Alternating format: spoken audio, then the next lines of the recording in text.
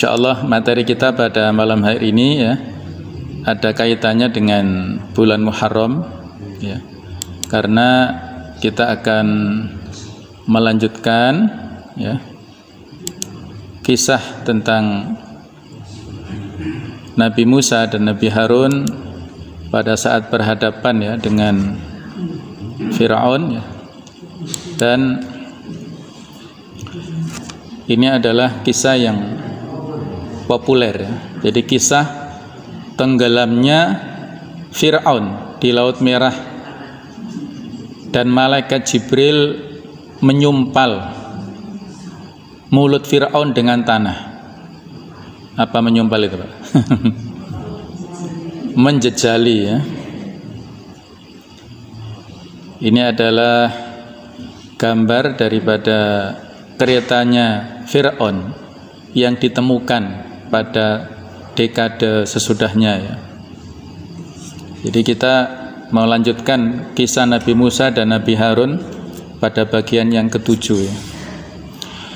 Datanglah izin kepada Nabi Musa alaihissalam untuk meninggalkan Mesir dengan disertai oleh kaumnya yang mengikuti. Allah Subhanahu wa taala telah menetapkan untuk membuat suatu keputusan hukum terhadap Fir'aun. Allah Subhanahu wa taala memerintahkan kepada Nabi Musa untuk keluar dan mengizinkan Bani Israel untuk pergi meninggalkan Mesir. Sebagaimana kita tahu, Bani Israel diawali ya dulunya adalah oleh Nabi Yusuf alaihissalam, kemudian anak turunnya Nabi Yakub, itulah Bani Israel. Mereka hidup pada saat itu dengan terhormat di Mesir, tetapi pada pemerintahan Fir'aun, Bani Israel ini menjadi semacam budak-budak yang dipekerjakan ya, dengan upah yang sangat minim. Mereka hidup sengsara, tapi mereka menikmati kesengsaraannya itu ya. Mereka bersiap-siap untuk keluar dan pergi bersama Musa. Mereka membawa perhiasan-perhiasan mereka, lalu datanglah malam kepada mereka. Nabi Musa berjalan bersama mereka. Sementara itu utusan Fir'aun dan intelijennya bergerak. Sampailah berita kepada Fir'aun bahwa Musa telah pergi beserta kaumnya. Akhirnya bergeraklah tentara Fir'aun dengan membawa persenjataan yang lengkap dan mereka berusaha mengejar Nabi Musa dan para pengikutnya itu ya. Fir'aun duduk di atas kendaraan perangnya dan mengawasi tentara di sekitarnya sambil tersenyum. Barangkali ia membayangkan jika sejak semula ia melakukan itu, maka gerak-gerik Musa akan dapat dipatahkannya dan ia dapat membunuhnya. Alhasil ia sekarang berada di jalan untuk menangkap Musa dan membunuhnya dan menyelesaikan masalah seluruhnya. Jamaah sekalian, akhirnya Nabi Musa berdiri di depan Laut Merah. Tampak dari kejauhan bahwa debu yang ditebarkan oleh tentara Fir'aun mulai mendekat. Lalu setelah itu tampak panji-panji tentara pasukannya Fir'aun tadi. Melihat hal itu, kaumnya Nabi Musa merasakan ketakutan. Mereka menghadapi situasi yang sangat sulit dan berbahaya. Di depannya mereka ada laut, sementara di belakang mereka ada musuh. Mereka bingung ya, dan menyalahkan Nabi Musa. Mereka tidak memiliki kesempatan sedikit pun untuk berperang dengan pasukan Fir'aun karena mereka hanya terdiri dari wanita-wanita, anak-anak kecil, dan orang-orang lelaki yang tidak bersenjata.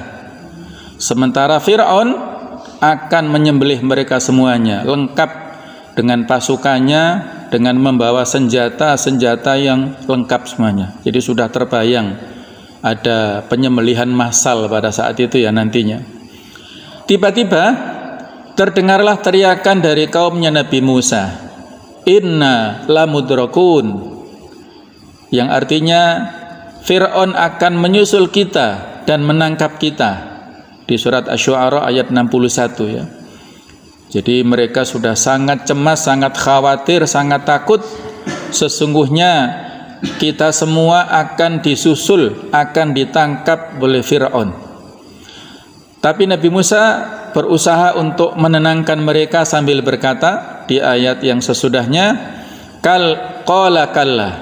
Nabi Musa mengatakan tidak, sekali-kali tidak, inna ma'ya rabbi sayahdin. Sesungguhnya Tuhanku bersamaku dan dia pun akan membimbingku, akan memberikan petunjuk kepadaku. Kita tidak mengetahui bagaimana perasaan Nabi Musa saat itu atau apa yang dipikirkannya, tapi yang jelas Nabi Musa bertawakal penuh kepada Allah Ta'ala.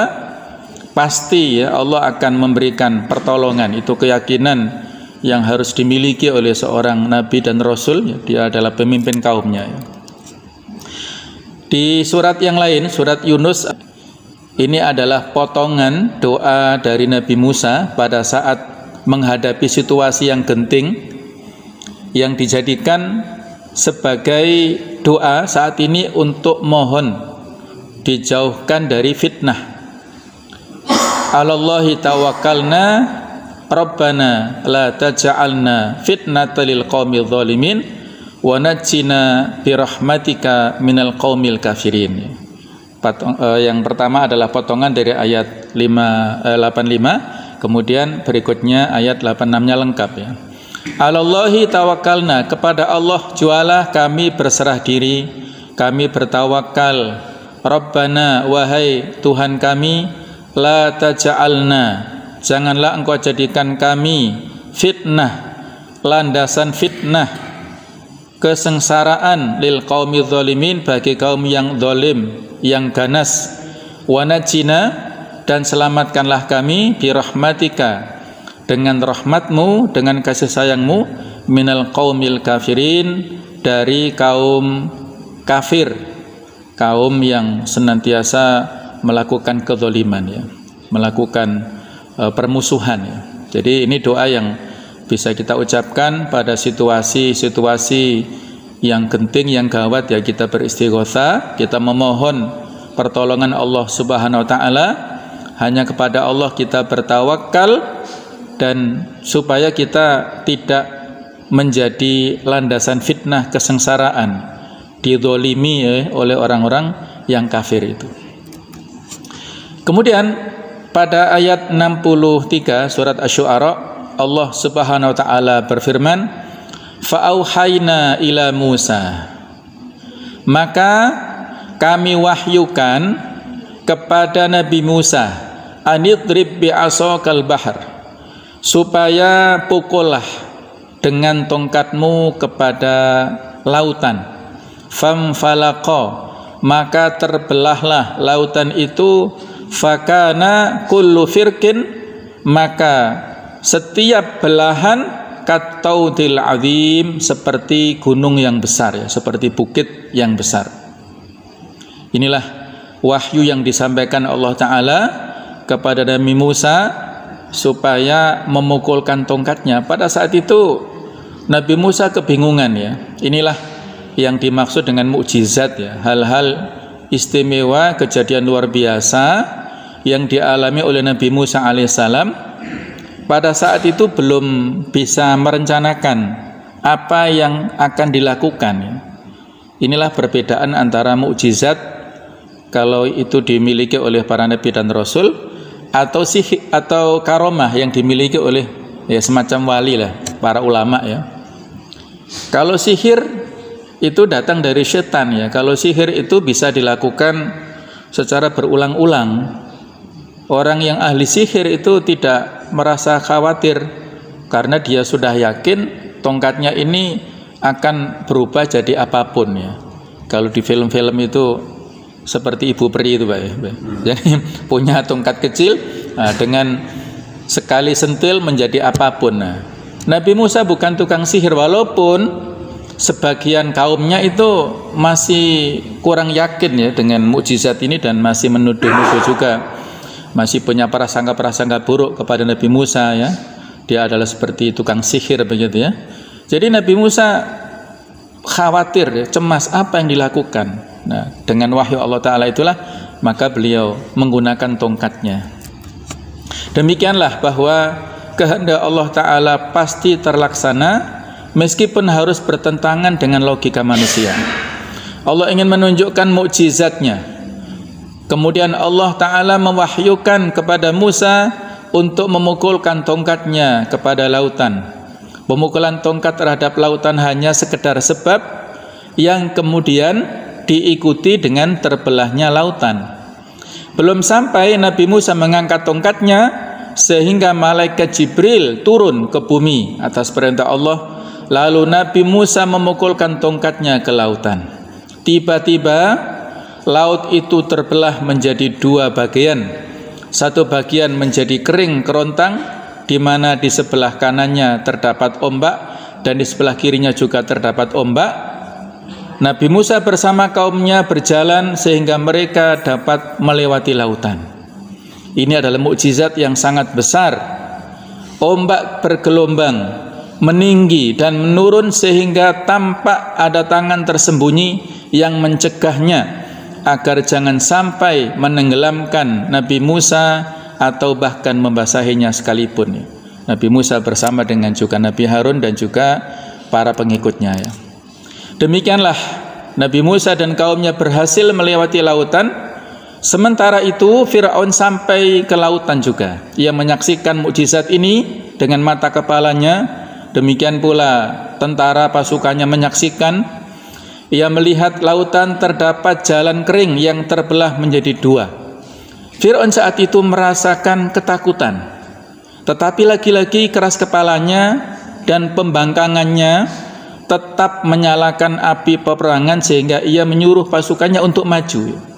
Ya, semacam gengsi atau jaim lah kepada pasukannya ya. Dia sebagai yang dipertuhankan saat itu masa merasa takut di hadapan Musa ya.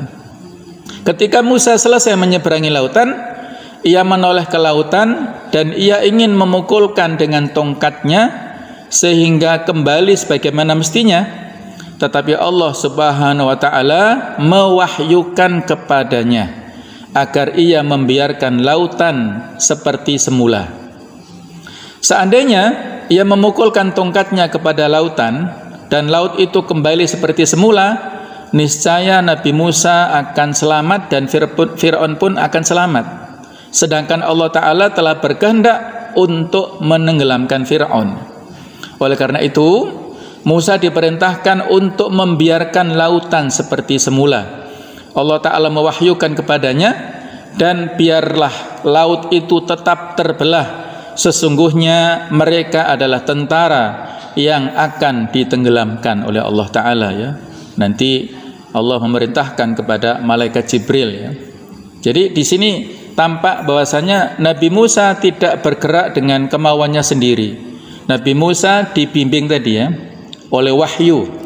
Inna ma'iya rabbi sayahdin, ya Allah bersamaku yang akan memberikan petunjuk, memberikan wahyu kepadanya itu. Itulah keyakinan Nabi Musa alaihissalam. Fir'aun bersama tentaranya sampai di tengah lautan. Ia sudah melewati separuhnya dan ia akan sampai ke tepi yang lain. Kemudian Allah Subhanahu wa Ta'ala memerintahkan kepada Jibril. Lalu Jibril menggerakkan ombak sehingga ombak itu menerpa Fir'aun dan menenggelamkannya beserta tentaranya. Fir'aun dan tentaranya tenggelam. Pembangkangan telah tenggelam, sedangkan keimanan kepada Allah Subhanahu wa Ta'ala telah selamat. Ketika tenggelam, Fir'aun melihat tempatnya di neraka. Sudah terbayang, sudah diperlihatkan di pelupuk matanya. Kini ia sadar dan tabir telah terkuak di depannya. Jadi ada semacam penyesalan ya. Fir'aun telah menjemput sakaratul maut. Ia telah menyadari bahwa Musa adalah seorang yang benar dan ia telah menyia-nyiakan dirinya dengan menentangnya dan berusaha memeranginya. Fir'aun berusaha menunjukkan keimanannya. Jadi pada saat sakaratul maut, ya, dia maunya beriman, ya. Inilah diabadikan Allah Ta'ala bagaimana keimanannya Fir'aun yang pada saat itu sudah pada sakaratul maut di surat Yunus ayat 90, wajawazna bi bani Israil al-bahr, dan kami selamatkan Bani Israel untuk melintasi lautan. Fa'atba'ahum Fir'aun wa junuduhu baghya wa adwa. Kemudian Fir'aun dan bala tentaranya mengikuti mereka untuk mendolimi dan menindas mereka. Hatta idza adrakahul gharaqu, sehingga apabila pada saat Fir'aun itu hampir tenggelam, berkatalah qala, ya, ini perkataan Fir'aun yang diabadikan oleh Al-Quran, amantu, aku percaya, aku beriman, annahu la ilaha illalladzi amanat bihi banu Israil wa ana minal muslimin. Saya percaya bahwa tidak ada Tuhan melainkan Tuhan yang dipercaya oleh Bani Israel, dan saya termasuk orang-orang yang berserah diri kepada Allah. Jadi inilah perkataan yang diabadikan oleh Al-Quran, ya, yang keimanan yang disampaikan oleh Fir'aun, tapi ini adalah keimanan yang terlambat, ya. Taubatnya Fir'aun itu tidak berguna dan tidak diterima. Taubat yang justru disampaikan ketika ia menyaksikan azab dan akan memasuki pintu kematian. Jibril berkata kepadanya, diabadikan di surat Yunus ayat 91, al-ana wa qad asaita qablu wa kunta minal mufsidin. Apakah sekarang ini baru kamu percaya, wahai Fir'aun? Wa qad asaita, padahal sesungguhnya kamu telah durhaka, qablu, ya, sebelumnya, sejak dahulu kamu sudah durhaka, sudah berbuat maksiat. Wa kunta minal mufsidin, dan kamu termasuk orang-orang yang berbuat kerusakan, menghancurkan, ya, masyarakat pada saat itu secara mental dan juga secara fisik, ya. Banyak membunuh, menodai para wanita dan lain-lainnya, ya. Sudah luar biasa kemaksiatan yang dilakukan oleh Fir'aun. Yakni tidak ada taubat bagimu, wahai Fir'aun. Sungguh telah selesai waktu taubat bagimu dan engkau telah binasa. Selesailah urusan ini dan tiadalah keselamatan bagimu. Yang selamat hanyalah tubuhmu, dan engkau akan dilemparkan oleh ombak ke tepi, sehingga tubuhmu sebagai bukti kebesaran Allah Subhanahu wa ta'ala bagi orang-orang yang hidup sesudahmu. Ini diabadikan, ya, di surat Yunus 92, fal yauma nunajjika bi badanika litakuna liman khalfaka ayah wa inna katsiran minan nasi an ayatina laghafilun. Maka pada hari ini kami selamatkan badanmu supaya kamu dapat menjadi peringatan bagi orang-orang yang datang sesudahmu, dan sesungguhnya kebanyakan dari manusia lengah dari tanda-tanda kekuasaan kami, ya. Inilah bukti kekuasaan Allah Subhanahu wa ta'ala, ya, ditunjukkan kepada umat-umat sesudahnya. Sengaja, ya, fisiknya Fir'aun diselamatkan, terdampar di tepi laut pada saat itu, kemudian diabadikan, ya, dimumikan, ya. Tersingkaplah kejahatan dan kelaliman Fir'aun. Ombak lautan menggiring tubuhnya ke tepi. Kami tidak mengetahui tepi mana yang dimaksud, yang menggiring tubuh seseorang yang mengaku dirinya sebagai Tuhan, seseorang yang tidak ada seorang pun yang berani menentangnya. Diduga kuat bahwa ombak menggiring jasadnya ke tepi barat, jadi ke arah Mesirnya, bukan ke arah Palestina sana, ke tepi barat. Lalu orang-orang Mesir melihatnya dan mengetahui bahwa Tuhan mereka yang mereka sembah, yang mereka taati adalah sekedar seseorang yang tidak mampu menjauhkan kematian dari lehernya. Manusia biasa mati dalam keadaan hina, ya. Jadi itu dilihat langsung oleh masyarakat Mesir saat itu. Setelah itu orang-orang Mesir mengetahui kebenaran secara sempurna. Al-Quranul Karim tidak menceritakan kepada kita apa yang mereka perbuat setelah jatuhnya rezim Fir'aun dan setelah tentaranya tenggelam. Jadi Al-Quran tidak menceritakan bagaimana kondisi masyarakat Mesir, tapi yang diceritakan adalah bagaimana kelanjutan perjalanan Nabi Musa bersama kaum Bani Israel tadi. Al-Quran tidak menceritakan kepada kita bagaimana reaksi mereka setelah Allah Ta'ala menghancurkan apa yang diperbuat oleh Fir'aun dan kaumnya, dan apa yang mereka bangun. Al-Quran tidak menyinggung semua itu.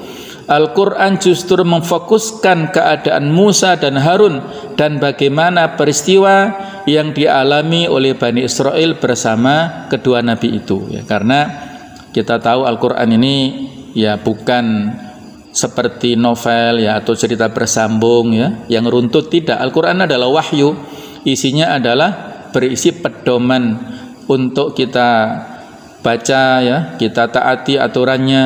Nah, maka dalam hal ini yang menjadi fokus, menjadi kita ambil hikmahnya adalah perjalanan Nabi Musa dan Nabi Harun sesudahnya itu. Nah, jemaah sekalian, ada sebuah hadis riwayat dari Tirmidzi ya, yang mana Rasulullah SAW menyampaikan ya, lamma aghraqallahu Fir'aun, pada saat Allah menenggelamkan Fir'aun, dia mengatakan ini, amantu annahu la ilaha illalladzi amanat bihi banu Israil. Faqala Jibril, maka malaikat Jibril saat itu berkata, ya Muhammad, wahai Muhammad, falau ra'aitani wa ana akhudhu min halil bahr fa atussuhu fi fihi makhafata an tudrikahur rahmah. Wahai Muhammad, seandainya engkau melihatku kala itu aku mengambil tanah hitam dari dasar laut, lalu aku masukkan ke dalam mulut Fir'aun karena takut ia diliputi oleh rahmat ya. Jadi malaikat Jibril khawatir Fir'aun mendapatkan rahmat dari Allah Ta'ala, kemudian nanti mengatakan kalimat la ilaha illallah. Nah, jadi sampai seperti itu ya malaikat Jibril kekhawatirannya karena melihat track record Fir'aun yang sangat zalim, yang luar biasa ya. Inilah mumi dari Ramses II, yaitu yang memiliki ketinggian kurang lebih 1,7 meter. Seluruh anggota tubuh dari mumi masih utuh hingga bisa dilihat rambut, hidung, janggut, dan bagian tubuh lainnya. Saat ini mumi dari Ramses II disimpan di museum di Kairo setelah sebelumnya berada di Paris.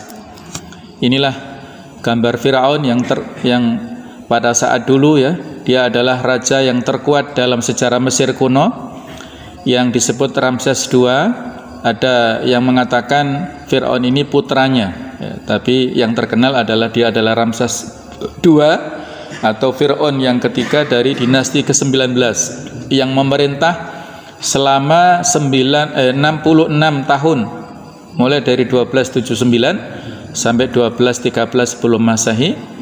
Selama memerintah Mesir di masa lalu, Ramses II dikenal sangat keji, bahkan dia bisa melakukan apa saja termasuk memperbudak bangsa Bani Israel dengan cara yang sangat mengerikan. Dan inilah ini ya, penemuan kereta Fir'aun saat mengejar Nabi Musa di Laut Merah. Ada seorang arkeolog bernama Ron Wyatt yang pada tahun 1988 mengklaim telah menemukan bangkai roda kereta tempur kuno yang berada di dasar Laut Merah. Beliau mengatakan bahwa bangkai kereta tempur yang tenggelam di Laut Merah tersebut digunakan saat mengejar Musa bersama para pengikutnya. Juga beliau bersama para peneliti lain menemukan beberapa tulang manusia dan tulang kuda di tempat yang sama. Jadi di dalam kereta itu terdapat tulang manusia dan tulang kuda. Adanya temuan tulang belulang itu memperkuat dugaan kerangka bala tentara Fir'aun yang tenggelam di Laut Merah. Didukung juga oleh hasil pengujian yang dilakukan di Stockholm University terhadap beberapa sisa tulang belulang yang ditemukan yang dinyatakan memang benar adanya. Para peneliti menyebutkan bahwa struktur dan kandungan tulang yang ditemukan telah berusia sekitar 3.500 tahun. Sementara kisah pengejaran Nabi Musa juga diperkirakan terjadi dalam kurun waktu yang sama, yaitu sekitar 3.500 tahun yang lalu. Tidak hanya tulang yang ditemukan, ada benda lain yakni poros roda salah satu kereta kuda tentara Fir'aun yang kini telah berubah menjadi batu karang. Uniknya, dari beberapa bangkai kereta tadi ditemukan juga sebuah roda yang terdiri dari 4 buah jeruji yang terbuat dari emas ya. Kita tahu bahasanya Fir'aun raja yang kaya raya, keretanya jeruji rodanya itu terbuat dari emas ya. Kemudian Imam Ahmad meriwayatkan dalam musnadnya dari sahabat Abu Hurairah radhiyallahu anhu bahwa ia berkata, suatu hari Nabi sallallahu alaihi wasallam berjalan melewati sekelompok orang Yahudi yang tengah berpuasa pada hari Asyura tanggal 10 Muharram. Maka Nabi sallallahu alaihi wasallam bertanya kepada mereka, puasa hari apa ini? Mereka menjawab, hari ini adalah hari ketika Allah menyelamatkan Musa dan Bani Israel dari tenggelam. Sedangkan Fir'aun di hari ini tenggelam. Hari ini adalah hari ketika perahu Nabi Nuh berlabuh di Bukit Al-Judi. Karena itu Nuh dan Musa berpuasa di hari ini karena bersyukur kepada Allah Ta'ala. Lalu Nabi sallallahu alaihi wasallam berkata atau bersabda, aku lebih berhak terhadap Musa dan lebih berhak untuk berpuasa pada hari ini. Kemudian Nabi memerintahkan kepada para sahabatnya untuk berpuasa yang dikenal dengan puasa Asyura ya. Puasa pada tanggal 10 Muharram yang fadilahnya bisa menghapus dosa dan kesalahan ya, dosa kecil yang kita lakukan selama 1 tahun yang telah lewat itu. Dan untuk menyelisihi kebiasaan orang Yahudi, maka beliau memerintahkan kepada para sahabat untuk menambah dengan puasa Tasu'a ya, puasa tanggal 9 Muharramnya. Kemudian menurut mazhab Syafi'i juga boleh ditambah pada tanggal 11-nya ya. Jadi ada 3 pilihan, minimal adalah puasa 1 hari tanggal 10, kemudian pilihan kedua 9-10, pilihan ketiga paket lengkap adalah 9, 10, 11. Nah, monggo kita dipersilahkan untuk melakukan puasa pada hari-hari ini. Inilah kurang lebih ini perjalanan yang dilakukan oleh Nabi Musa bersama dengan Bani Israel yang kurang lebih itu 3 hari 3 malam perjalanannya ya. Dan dikejar ya, pada saat itu dikejar oleh Fir'aun dan bala tentaranya, dan yang dilewati adalah ininya ya, teluknya, bukan yang lebar ini, bukan Laut Merah yang sebenarnya, tapi ininya. Kalau ini sangat luas sekali ya. Jadi yang jalurnya adalah seperti ini ya. Memang ada beberapa pendapat di antara ulama kenapa Nabi Musa dan Bani Israel tidak mengambil jalur yang lebih pendek gitu. Ada mungkin pertanyaan begitu ya. Maka dijawab oleh salah seorang ilmuwan bahwasanya kondisi eksodusnya Nabi Musa, keluarnya Nabi Musa dari Mesir ini seperti atau mirip seperti hijrahnya Rasulullah SAW dari Mekah ke Madinah ya. Jadi hijrahnya Rasulullah itu kan kita tahu tidak langsung dari Mekah, tidak langsung ke arah utara ya, tapi transit dulu di Gua Thur yang itu adalah posisinya ada di tengah, di selatannya Mekah ya. Jadi ada jalur memutar dulu, dan dalam kondisi-kondisi yang genting, kondisi darurat, hal itu memang terjadi. Ada hikmah yang Allah memang Allah yang mengatur, yang memberikan petunjuk ya kepada hambanya ya seperti itu. Nah, jadi ada semacam kemiripan yang dilakukan pada saat hijrahnya Rasulullah dari Mekah ke Madinah, yang transit dulu di Gua Thur, dengan yang dilakukan oleh Nabi Musa bersama kaumnya, tidak melewati daratan semuanya, tapi melewati ini yang memang misi utamanya tadi itu. Justru disinilah Allah ingin menunjukkan kuasanya, mukjizat kepada Nabi Musa dan menenggelamkan kan ya, menenggelamkan Fir'aun di Laut Merah ini ya. Kalau lewat daratan kan tidak ada drama yang sedemikian melegenda dalam sejarah kita itu ya. Jadi memang inilah yang telah diatur oleh Allah Subhanahu wa taala, kekuasaan Allah taala yang luar biasa. Allah taala memberikan kekuatannya memberikan perlindungan kepada hamba siapapun yang berjuang menegakkan kalimahnya, syariatnya di muka bumi ini, maka Allah Subhanahu wa taala akan memberikan perlindungan yang luar biasa ya. Baiklah, inilah yang bisa kita sampaikan pada malam hari ini. Mudah-mudahan ada manfaatnya, kita bisa mengambil pelajaran dari kisah tenggelamnya Fir'aun ini, dan insyaallah mudah-mudahan bisa memperkuat keimanan kita atas kuasa Allah Ta'ala kepada semua makhluknya. Dan kita yakin selama kita berjuang di jalan kebenaran, maka pasti Allah akan memberikan pertolongan kepada kita semuanya.